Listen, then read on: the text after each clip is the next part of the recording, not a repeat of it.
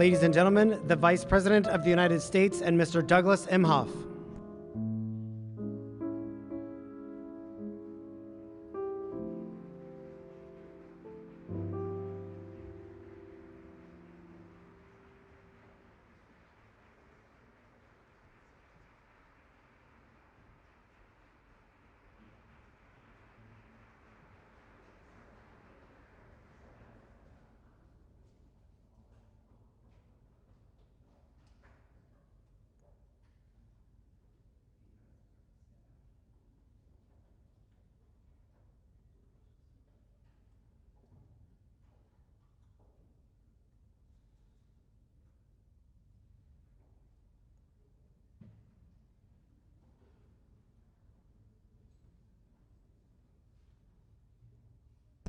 Ladies and gentlemen, the recipients of the Presidential Medal of Freedom, Simone Biles.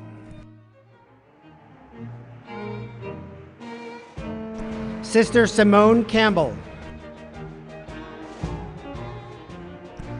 Father Alex Carlutzos. Lorene Powell Jobs, accepting on behalf of Steve Jobs. Congresswoman Gabby Giffords.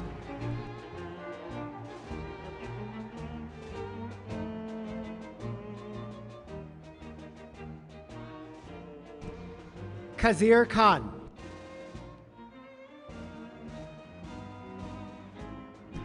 Sandra Lindsay. Ambassador Cindy McCain, accepting on behalf of Senator John McCain. Richard Trumka Jr., accepting on behalf of Richard Trumka.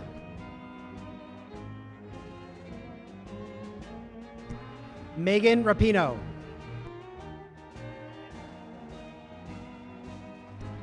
Diane Nash.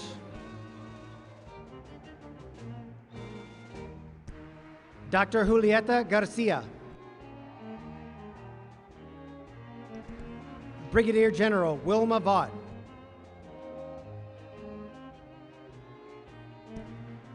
Fred Gray.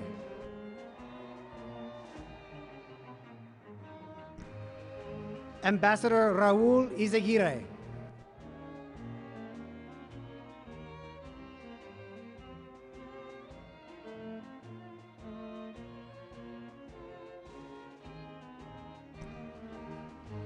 And Senator Alan Simpson.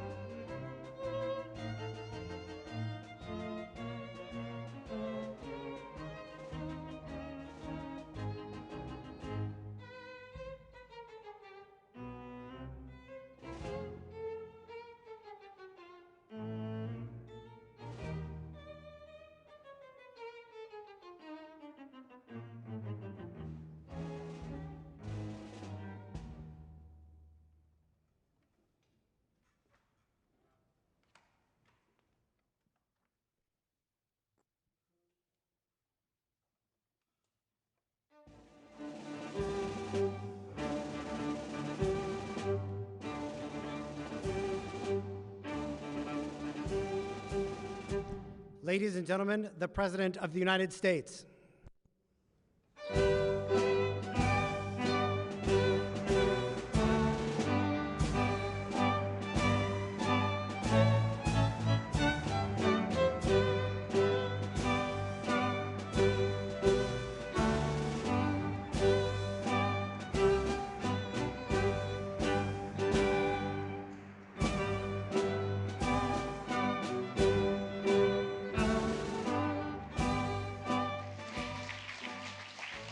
Please have a seat.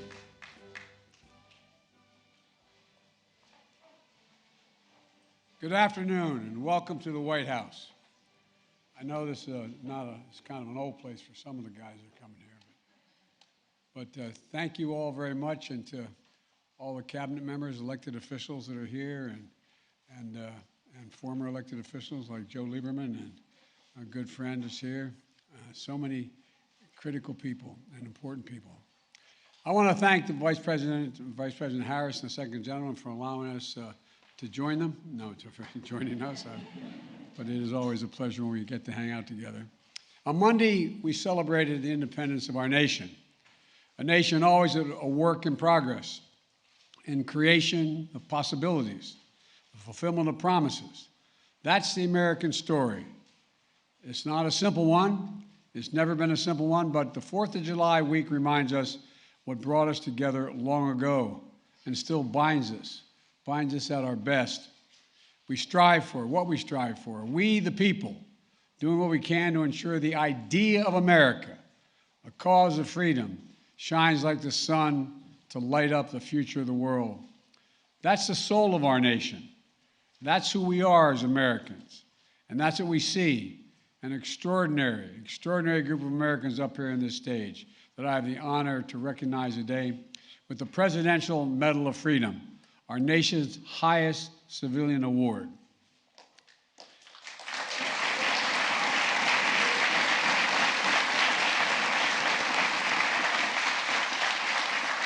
Simone Biles, the most decorated American gymnast in history, who everyone stops everything every time she was on camera, just to watch, just to see her. When we see her compete, we see unmatched power and determination, grace and daring. A trailblazer and a role model. When she stands on the podium, we see what she is, absolute courage, to turn personal pain into greater purpose, to stand up and speak for those who cannot speak for themselves. Today, she adds to her medal count of 32. I know you're going to find room. 32 Olympic and World Championship medals. At age 25, the youngest person ever to receive the Medal of Freedom. The youngest ever.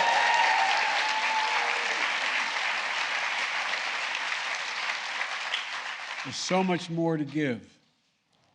A fellow elite athlete, Megan Rapinoe. Where, Megan?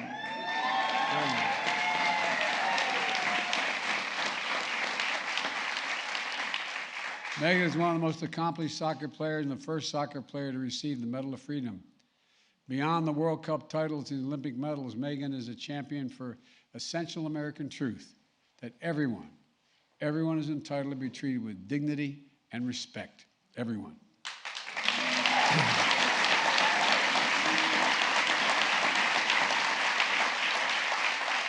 And along with her incredible teammates of the United States women's national team, and by the way, my son Hunter and daughter-in-law are here. His daughter was a great high school athlete, and she was so excited to be with you when you won the championship, and walking off the field. And we said hi to you. She said, I was busy.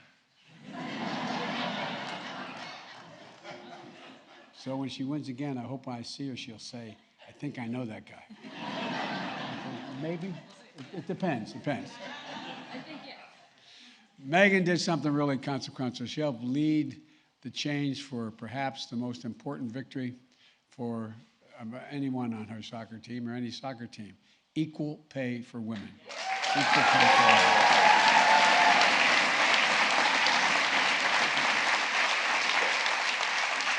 And Megan, like Simone, I hope there's room for this medal between all the other awards you and Sue have received during your remarkable careers and your reckless play. I'm watching you.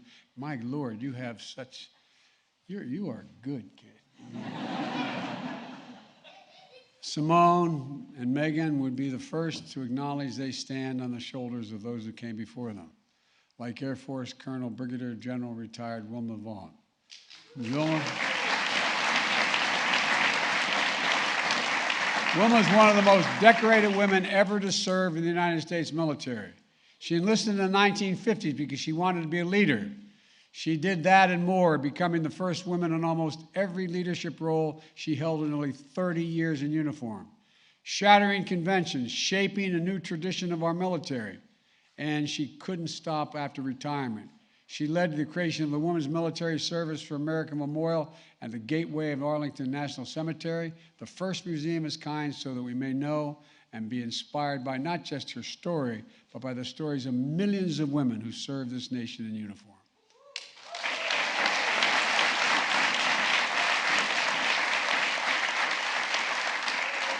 As a 23-year-old student at Fisk University, Diane Nash received a phone call from Attorney General Robert Kennedy's top deputies, warning her about the violence at the next stop of the Freedom Ride she organized across the South.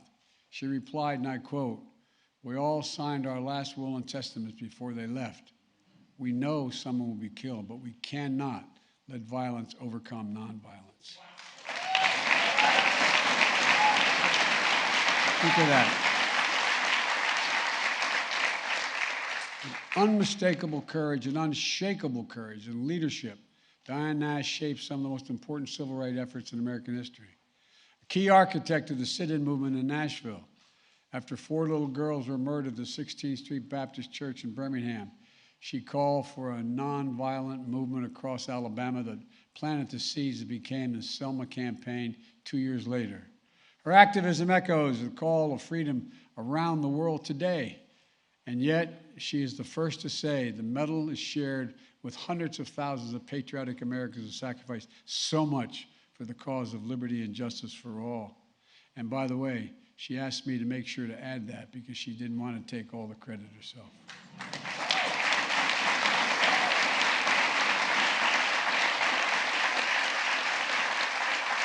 When Dr. King, Rosa Parks, and Claudette Colvin, and John Lewis, and other giants of our history needed a lawyer for their fight for freedom, you know who they call? They call a guy named Fred Gray. That's who they call.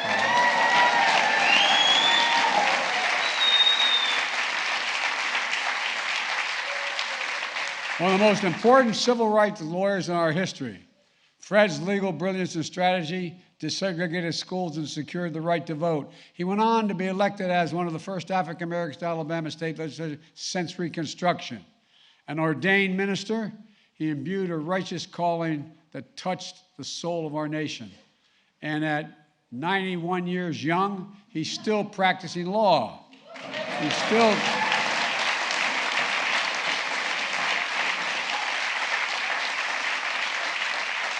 And he's still keeping the faith in the best of America. And the best of America includes, Raul, you're something else, man. No, you really are. You really are. Raul was a son and a father who fled violence in Mexico and a mother who was a multi-generation Texan. Raul dreamed of American dream from San Juan, Texas, in the lower Rio Grande Valley. He served with honor in the United States Air Force, then turned a small civil rights group into one of the nation's most important ones. For over 30 years as president of the National Council for La Raza, Raul was an undaunted leader in the struggle for civil and human rights for Latino Americans. Challenging the powerful on behalf of the powerless, never forgetting where he came from and the promise of this nation. Born in Brownsville, Texas, Julie Garcia became a professor at a local community college.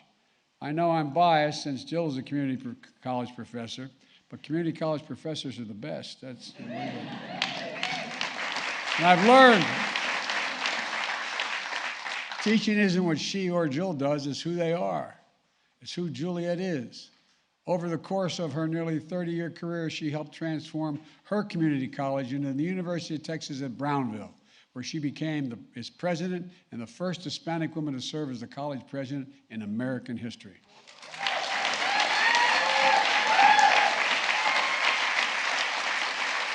Believing education is the cornerstone of our democracy, she created a culture of excellence, affirmation, and intellectual curiosity for generations of students, many of the first in their families to go to college, and who see their American dream through her and because of her. Other than my family, the biggest impact in my life were the nuns at Holy Rosary and St. Helena's schools, the Sisters of St. Joseph in Claymont, Delaware. You think I'm joking? I'm not. Nuns never forget a thing. Never. And by the way, I was doing Villanova's commencement, and one of my nuns from school was getting her doctorate degree. I presented it to her, and she said, "That was pretty good, Joe, but you said you instead of me at the time." They taught me in school, and they helped me. I used to stutter very badly. They gave me confidence. They gave me confidence that I could do anything. They really did. For so many people and for the nation, Sister Simone Campbell is a gift from God. And for the past 50 years, she embodied the belief in our church that faith without works is dead, and will know me for what you will know me for what I do. And what you do the least of thee, you do unto me. That's Sister Simone. That's what she does. The nuns in the bus were simply remarkable. I wasn't going to do this. They told me not to. I'm going to do it anyway. I'm going to tell a story. I went over to see Pope Benedict in his last couple months. We didn't know at the time. And we had a long conversation. He's a great theologian, a very conservative theologian. And my avocation is theology. You come into my house, there's a whole wall on comparative theology. I know Alan's. And so we finished the conversation. He was very generous, and he put his hand across the desk and put it on my hand. He said, "Can I ask you a favor?" And then I was vice president, Mr. Vice President. I said, "Of course, Your Holiness." He said, "I'd like some advice. You have any advice for me?" I said, "It'd be presumptuous of me to give you advice, Your Holiness." He said, "No, really." And I smiled, and I said, "Well, one piece of advice." I said, "I'd go easy on the nuns. They're more popular than you are." The fact that 6 weeks later he retired, I don't know what anyone doing. But sister, your standing up was a big deal, a big, big deal. Becoming a lawyer to represent the poor and the left behind a decade ago as the nation was debating the Affordable Care Act and the values of our budgets, there she was, leading a group of nuns in a nationwide bus campaign to make the case, the moral case, that health care is a right in this country, not a privilege, and the obligation to help other people most in need. Compassionate and brave, humble and strong, today Sister Simone remains a beacon of light. She's the embodiment of a covenant of trust, hope, and progress of our nation. And I'm happy to call her my friend. Thank you, sister.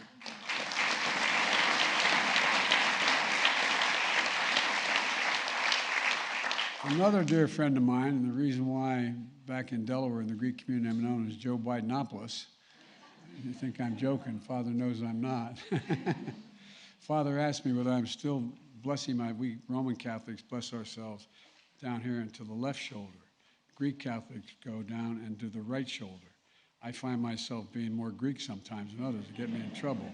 You want to know how I bless? Father Carlotis, you more than 50 years, your leadership in the Greek Orthodox Archdiocese of America has mattered to every prelate in the Greek Church.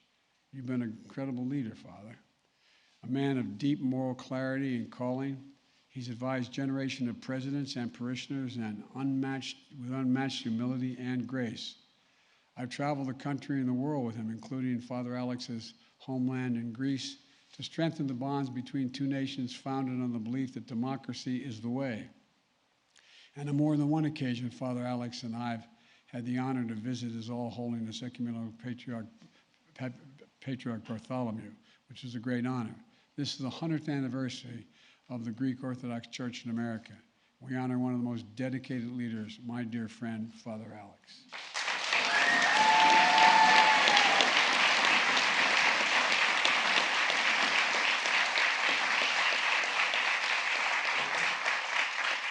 Speaking of faith, when you meet Gabby Giffords, Congresswoman Giffords, you're reminded of the strength of faith.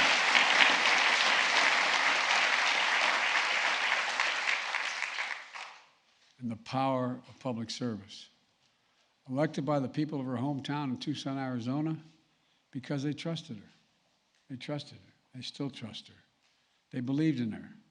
They learned, and they learned as a nation, what they learned, what the whole nation has learned. She's the embodiment of a single significant American trait: never ever give up. My dad, Hunt's grandfather, used to have an expression. He said, "Never bend, never bow, never yield, never give up. Just get up, Joey. Just get up." Proof that we'll not grow numb to the epidemic of gun violence in this nation. Proof that we can channel the pain and sorrow we see too often in America into a movement that will prevail. With her husband, the United States Senator Mark Kelly, who, by the way, was that astronaut you all remember. She is more consequential, I acknowledge, but they're helping power that movement. On Monday, we'll celebrate the most significant gun safety law in 30 years because of them and because of the families like theirs all across America. Gabby is one of the most courageous people I have ever known.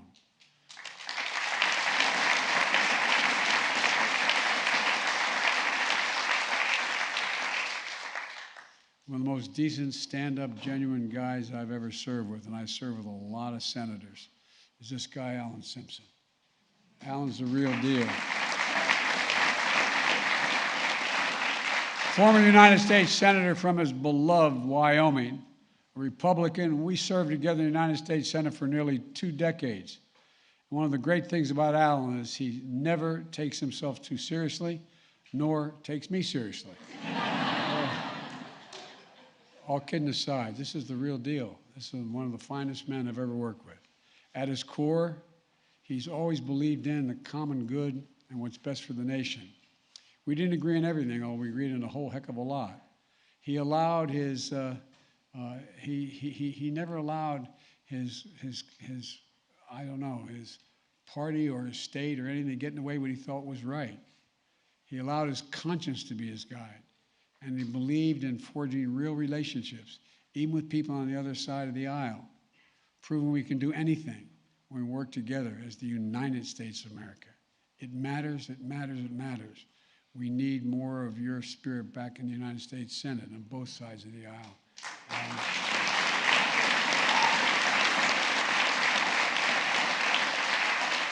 Just ask Keizar Khan, who studied the U.S. Constitution as a law student in Pakistan. Inspired by its meaning, he immigrated to America with his wife and their young family when they were very little, but fully believing in the promise of this nation. They watched their middle son enlist in the United States Army with his own dreams to be a military lawyer, but ultimately sacrificed himself to serve his fellow soldiers. And we all watched as the oldest and darkest forces of hate emerged in new ways, only to meet the strength, goodness, and decency of this Gold Star American family. In late November 2016, I invited the Khans to the Vice President's residence at Naval Observatory for a Diwali reception. An Irish Catholic Vice President of a Muslim Gold Star family at a reception observing a Hindu holiday. That, and I'm being very serious, that's the America that we know. That's the America he and I, and most of you, I pray God, believe in. We were parents united by the pain of losing a piece of our souls and finding the purpose to live a life worthy of them.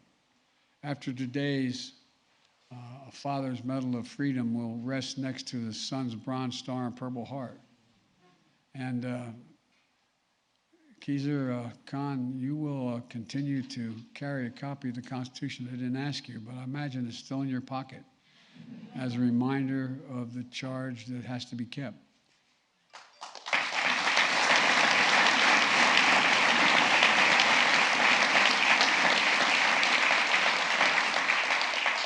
When she was 18 years old, Sandra Lindsay immigrated to Queens, New York from Jamaica to pursue her dream of becoming a nurse. As director of nursing and critical care at a hospital in Queens during the height of the pandemic, she poured her heart into helping patients fight for their lives and to keep their fellow nurses safe. And when the time came, she was the first person in America that fully vaccinated outside of clinical trials. Sandra, as I told you before, if there's any angels in heaven, they're all nurses, male and female. No, for real. They really are. Many of you who have spent a lot of time in the hospital, as some of us have, you know. Doctors let you live. Nurses, male and female, make you want to live. Make you want to live. Santa's vaccination card and hospital scrubs and badge are part of the Smithsonian National Museum of American History exhibit on COVID-19. Today, she receives our nation's highest civilian honor and deserves it.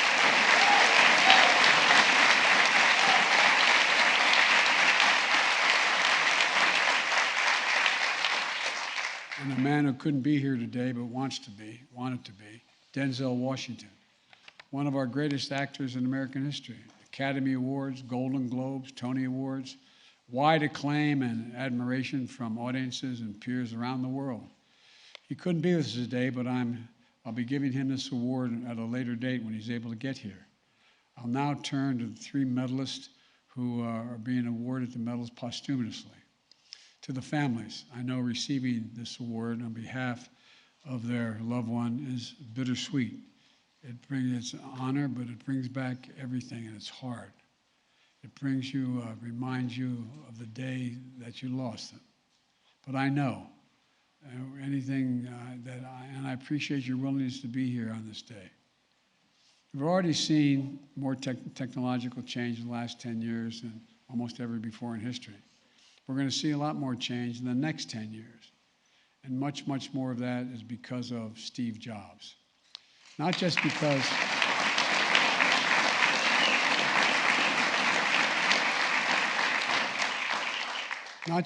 of his innovations and inventions revolutionized personal computing and our way of life.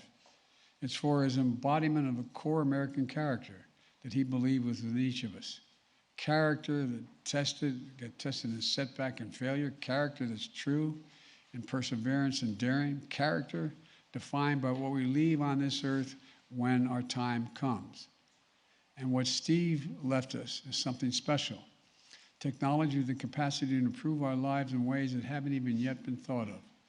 And the love of his family, Lorene Powell Jobs, and their children, who I had the great honor of working with when I was doing the cancer moonshot in the previous administration.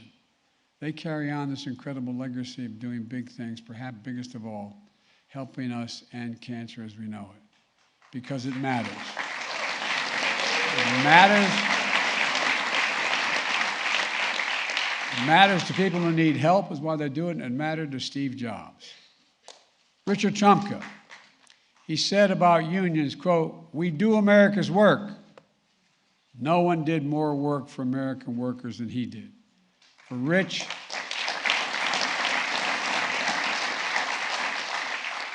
his work was synonymous with the word that defined his life, dignity.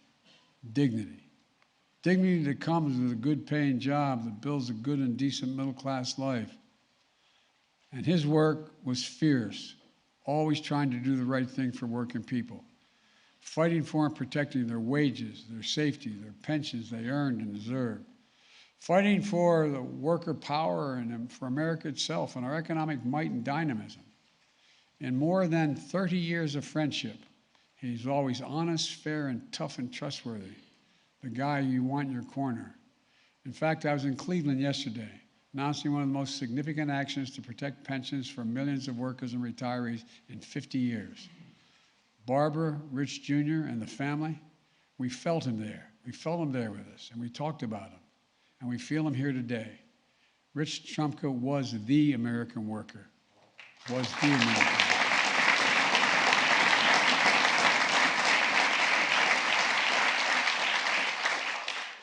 When I was a young man, too young to serve in the Senate, but old enough to get elected, you can't be sworn in until you turn 30, but you can elect before that. I got elected 17 days before that. And I had the great honor, because of a guy named Mansfield, the majority leader from Montana, to put me on a very coveted committee at the time, the Foreign Relations Committee. That's when I first met John McCain a couple years later. He was a Navy liaison in the United States Senate, and a liaison to our committee. When we traveled with a Navy liaison personnel.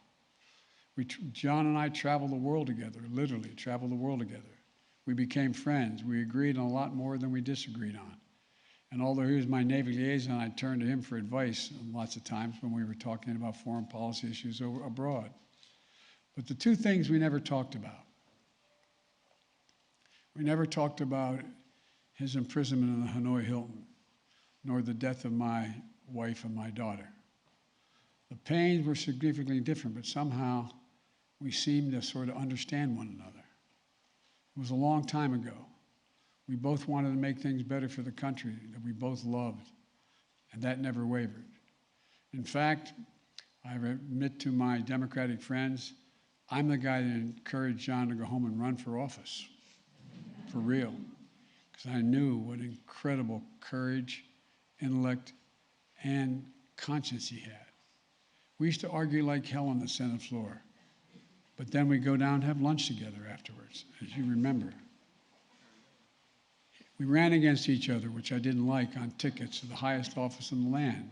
I was the candidate for vice president, he was the candidate for president.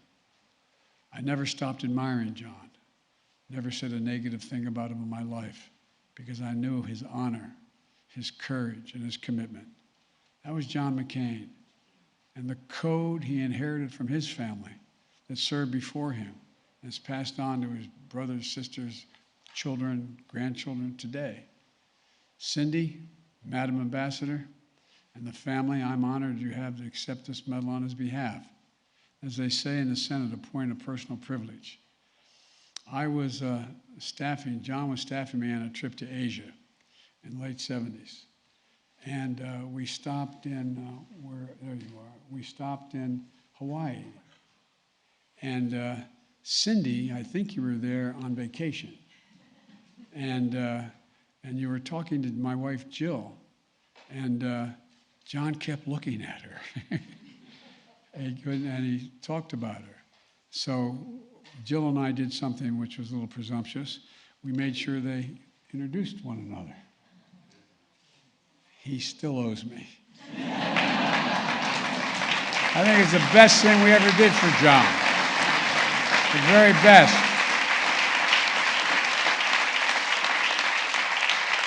That's true. That's what he talked about when we left. And he didn't take long to call you, did he, when he got back? My fellow Americans, please congratulate this year's Presidential Medal of Freedom recipient.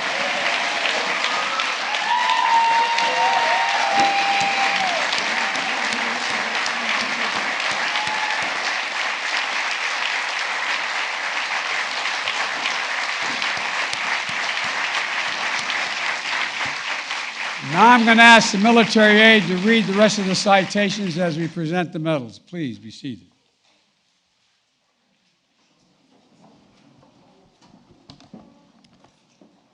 Simone Biles.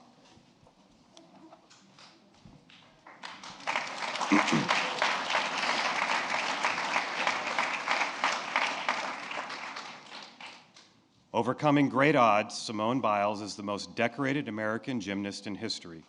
A former foster child who became a once-in-a-generation athlete, transforming her sport with artistry and degrees of difficulty that reimagine what is possible.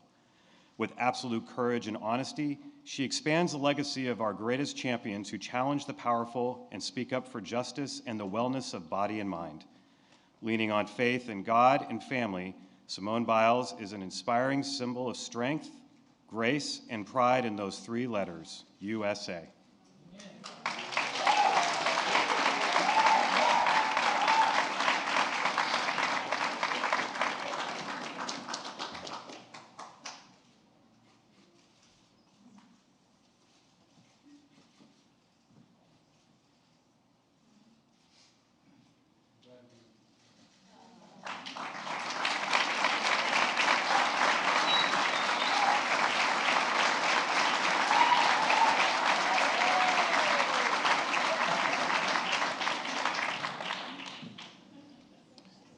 Simone Campbell.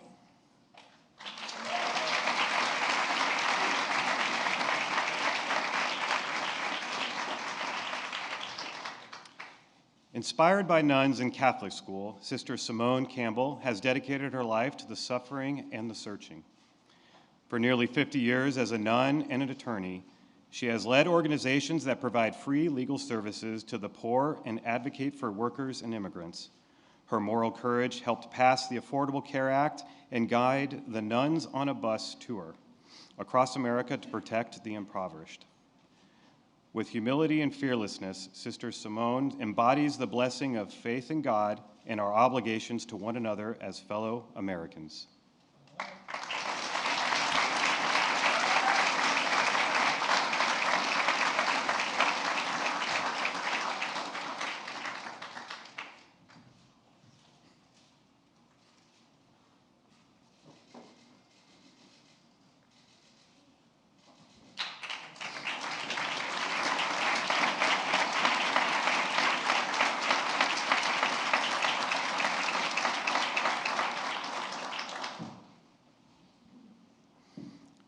Julieta Villarreal Garcia.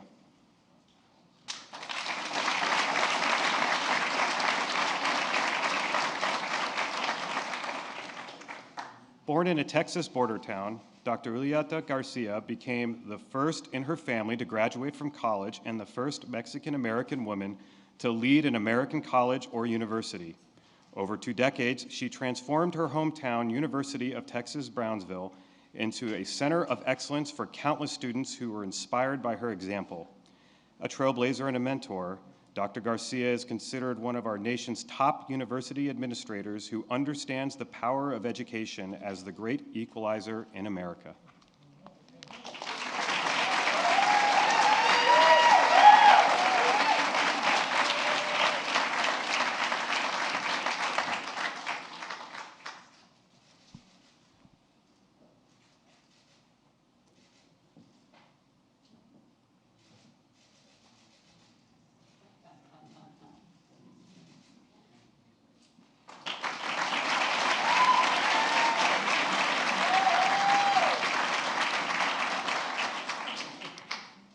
Gabrielle Giffords.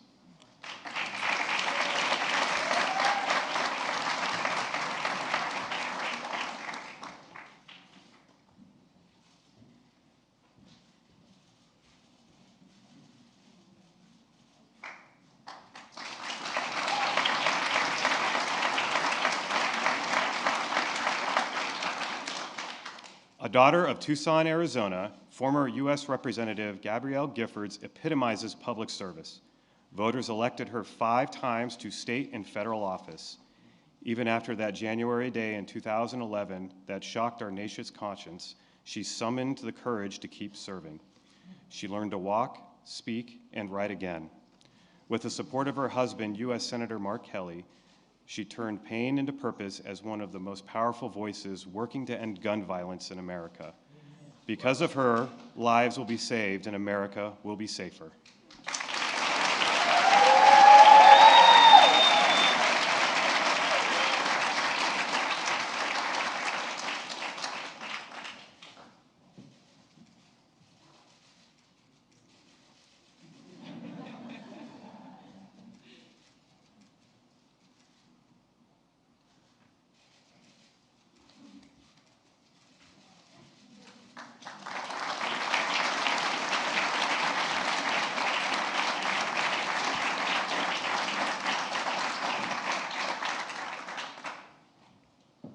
Fred David Gray.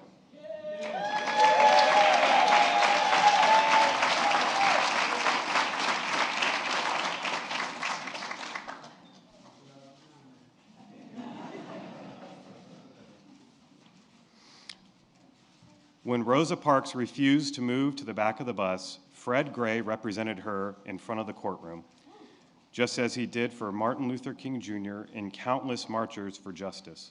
Risking his own safety, he helped secure voting rights, desegregate schools, and win other battles for the soul of our nation. A patriarch of a family and a movement, Fred Gray is a lawyer by trade and a preacher at heart who follows the command to hate evil, love good, and establish justice in the gate.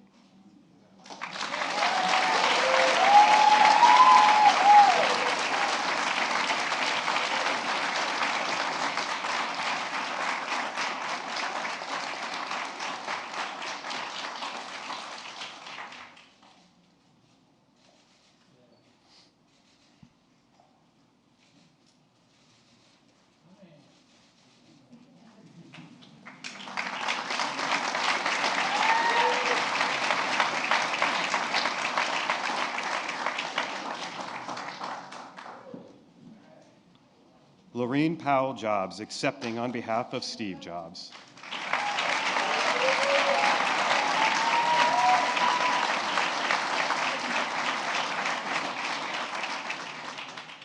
Few people in history embody the American spirit of innovation like Steve Jobs. The adopted son of high school educated parents, he redeemed soda bottles to pay for his meals after dropping out of college. At every turn of life, he dared to think different. As the co-founder of Apple, he created one of the most important companies in history, bringing computing into homes and phones and revolutionizing our way of life. A true visionary, a beloved husband and father, Steve Jobs embodied that most American of questions: what's next?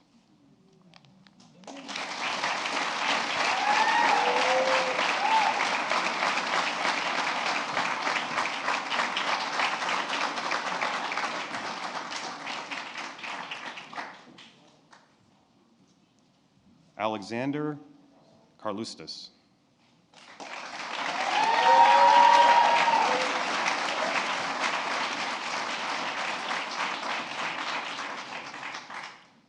Protopester of the Ecumenical Patriarchate, the former Vicar General of the Greek Orthodox Archdiocese of America, Father Alexander Carlustos is a humble servant of God and the embodiment of the ancient idea that binds two great nations, democracy.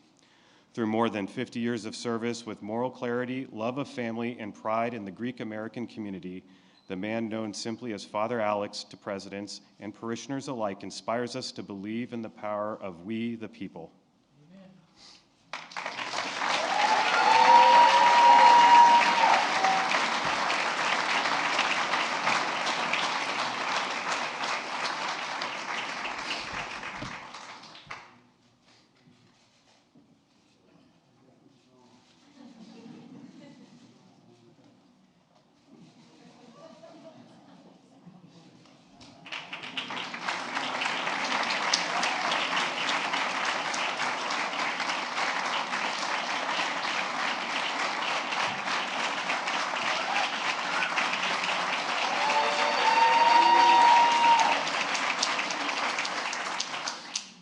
Kazir M. Khan.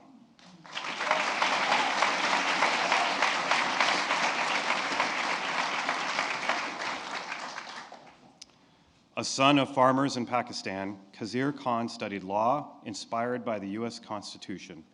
He met and married a college classmate, Ghazala, and together they immigrated to America. A brilliant lawyer, he watched their three sons follow their American dreams, including their middle son, Army Captain Humayun Khan, who enlisted during college and paid the ultimate sacrifice in Iraq. The father of a Gold Star Muslim family, Kazir Khan turned pain into purpose to become a foremost defender of the ideals of our Constitution and the embodiment of its highest ideals.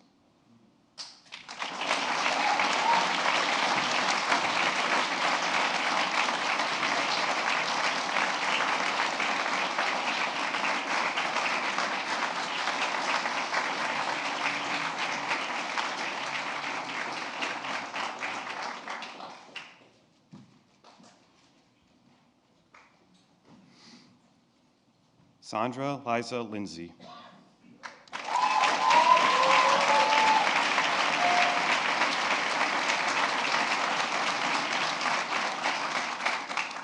An immigrant from Jamaica, Sandra Lindsay is a nurse in Queens, New York, and the first American to be vaccinated against COVID-19 outside of clinical trials. At the height of the pandemic, she directed a team of nurses as they worked tirelessly to save patients while risking their own lives. When the COVID-19 vaccine became available, she was a ray of light in our nation's dark hour and continues to champion vaccinations and mental health for healthcare workers. She represents the best of America.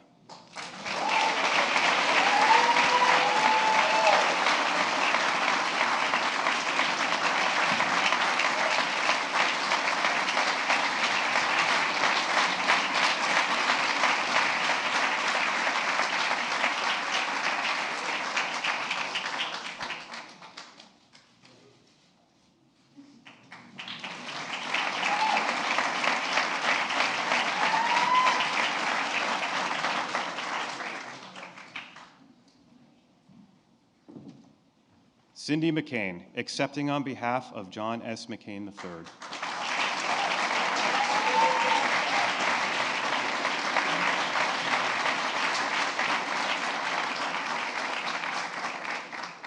John McCain was a giant among Americans from a family of patriots, a genuine hero who endured unspeakable torture as a prisoner in the war in Vietnam, a true public servant elected twice to the U.S. House of Representatives and 6 times to the U.S. Senate by the people of Arizona, and nominated for the presidency by the Republican Party.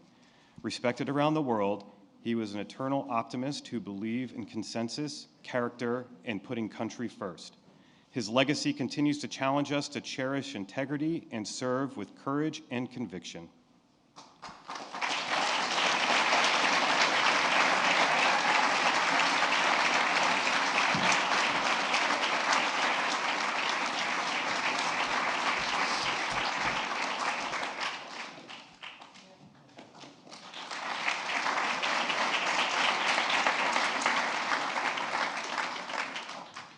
Diane J. Nash.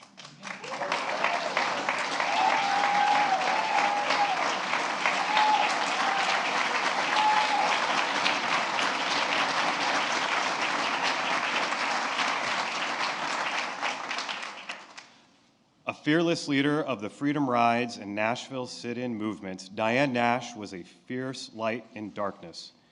She did more than dream a better America. She helped build one. As a founder of the Student Nonviolent Coordinating Committee in the 1960s, she led some of the most important 20th century civil rights campaigns that inspire activism around the world to this day. For her strategic savvy and absolute courage, Americans owe a debt of gratitude to Diane Nash for helping forge a path toward a more perfect union. Amen.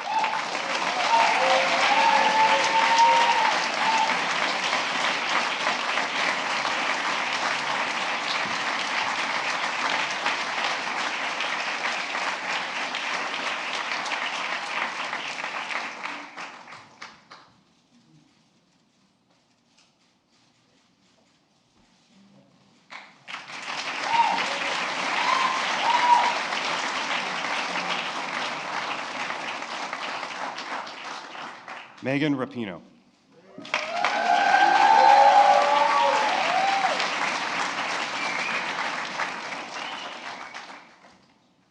World Cup champion, Olympic gold medalist, named the world's best women's soccer player, Megan Rapinoe is one of America's great athletes.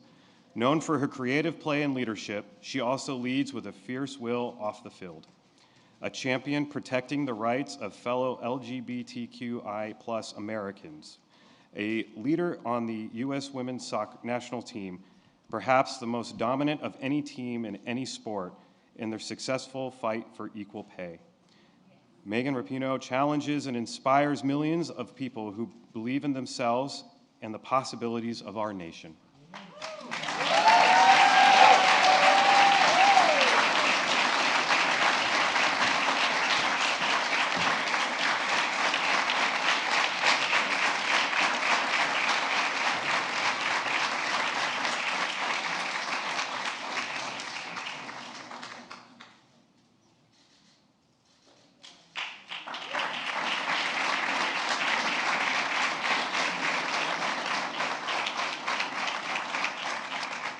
Alan K. Simpson.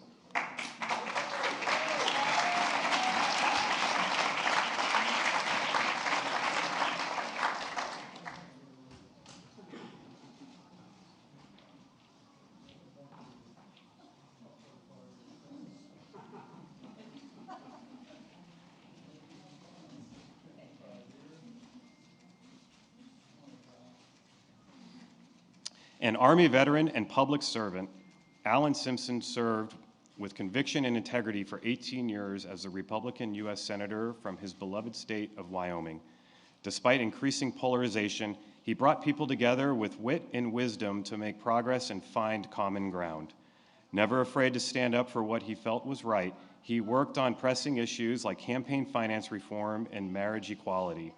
Alan Simpson exemplifies our national ideas of civil discourse, responsible governance, and public service.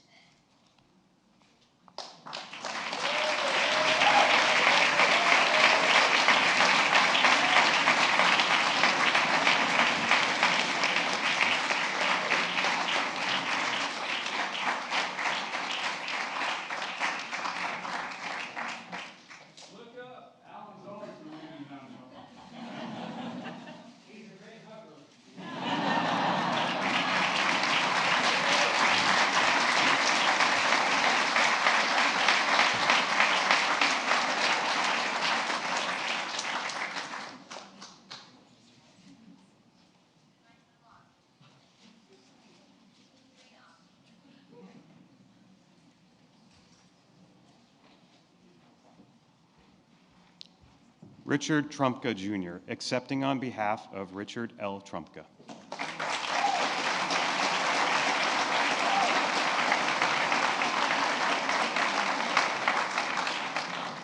The son of a coal miner, Richard Trumpka followed his father into the mines to later become the president of the United Mine Workers and president of the AFL-CIO.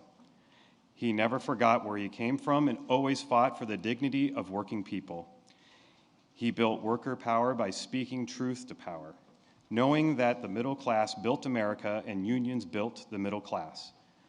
No one did more in the last half century to build unions than Richard Trumpka did. A beloved husband, father, and grandfather, he was the American worker.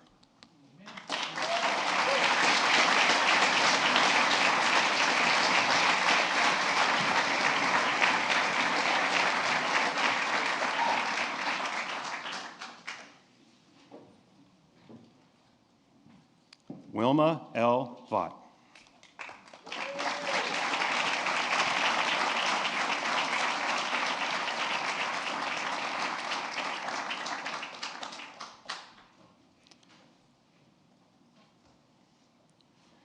Retired Air Force Brigadier General Wilma Vaught is one of the most decorated women in the history of the United States military. Enlisting in the 1950s, over the next 28 years, she would serve in Vietnam, Europe, and across America, continually rising in rank to become the first woman to hold every job she ever had. She was awarded the Legion of Merit, Bronze Star, and more. In retirement, she spearheaded the nation's first major national memorial honoring the nearly 3 million women who have served in uniform, further cementing her place in American history.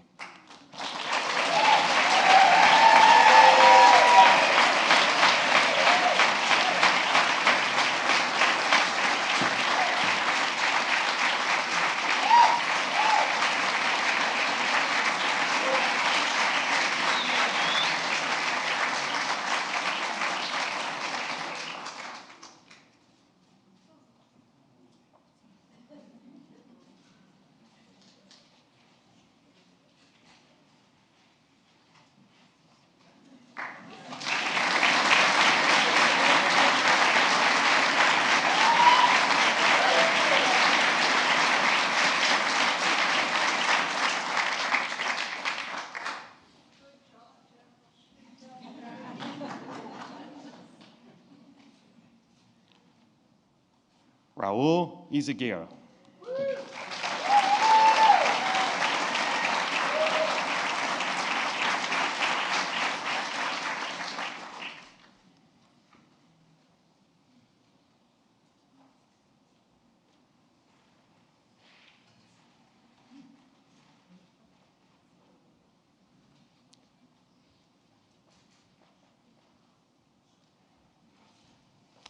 Born to a Mexican-American family in the San Juan Valley, Raul Izaguirre saw a better world beyond a life in segregated South Texas.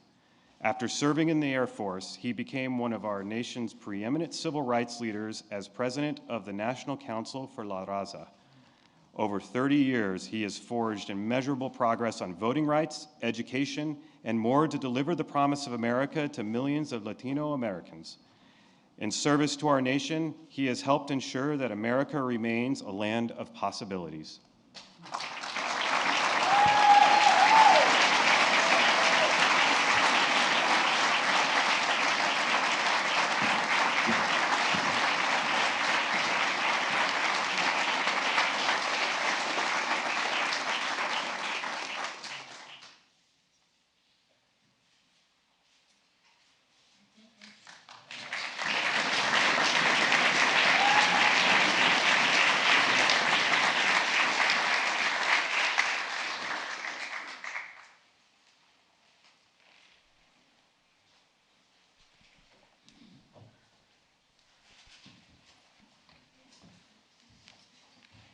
This is America.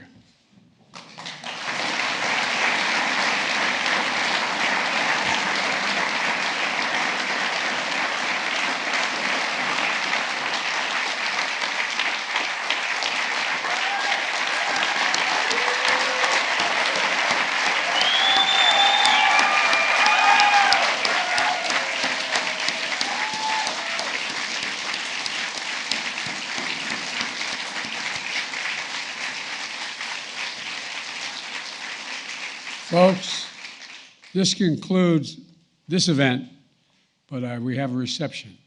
I hope you'll stay and enjoy it. Again, thank you, thank you, thank you all. Ladies and gentlemen, please remain in your seats as the President, Vice President, Second Gentleman, and medalists depart the East Room. Thank you.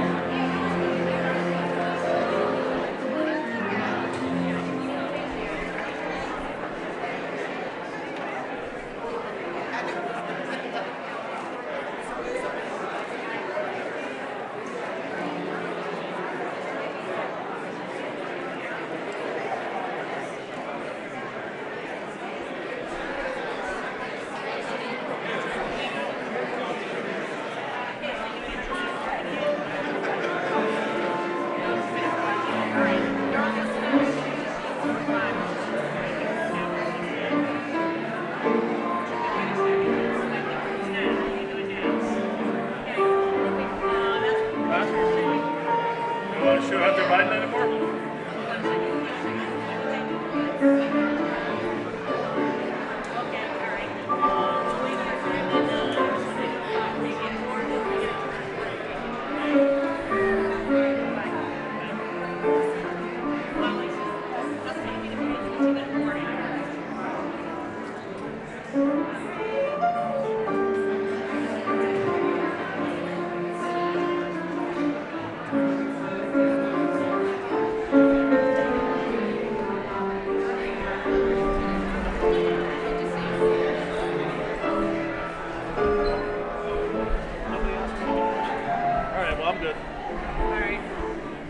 I think Melissa's still shooting.